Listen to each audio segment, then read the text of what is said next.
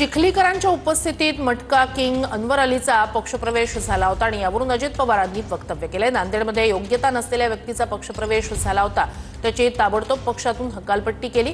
तर मी देखील पुण्यात गुंड प्रवृत्तीच्या व्यक्तीला प्रवेश दिला होता असं अजित पवारांनी म्हटलं। चूक लक्षात येताच गुंड प्रवृत्तीच्या व्यक्तीला काढून टाकल्याचं अजित पवारांनी म्हटलंय। काल अशा एका व्यक्तीला प्रवेश दिला गेला की तो प्रवेश देण्याच्या योग्यतेचा नव्हता। लगेचच पेपरला म्हणजे मीडियामध्ये सुरू झालं की अशा व्यक्तीला राष्ट्रवादी काँग्रेसमध्ये प्रवेश दिला, अमुक झालं तमुक झालं फलानं झालं। मला पत्रकारांनी प्रश्न तिथं विचारलं मी सांगितलं आपण म्हणतायत त्याच्यामध्ये तथ्य असेल तर ताबडतोब त्याला पक्षातनं आम्ही त्याची हकालपट्टी करू, त्याला पक्षात प्रवेश दिलेला असला तरी तो प्रवेश आम्ही नाकारू। पण माझ्याकडनं ती नंतर चूक झाली, कारण ज्याला पक्षप्रवेश दिला ते गुंड प्रवृत्तीचे होते।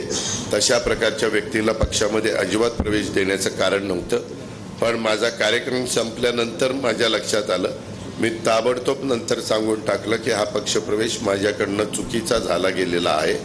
मला पूर्ण ह्याची शहानिशा नव्हती।